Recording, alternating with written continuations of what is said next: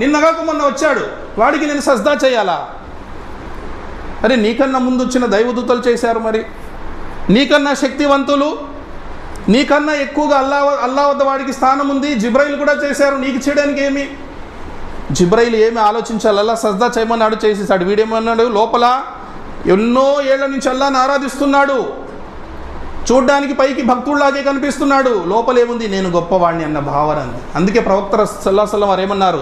ఎవరి హృదయములో అయితే ఆవగింజంత, ఎక్కువ అవసరం లేదు, టన్నులు అవసరం లేదు, ఆవగింజంత గర్వం ఉంటుందో వాడు స్వర్గంలో ప్రవేశించలేడు. ఒకవేళ వాడు ముస్లిం అయినా ఆ ఆవగింజంత గర్వము కరిగే వరకు వాడిని నరకంలో అల్లా కాల్చి అప్పుడు పంపిస్తాడు స్వర్గానికి. వాడి గర్వం అంతా అణిగిన తర్వాత ఉస్కి మస్తీ గలాకు బేస్తా అల్లా సన్నత్. కాబట్టి గర్వపడకూడదు. మరి ప్రవక్త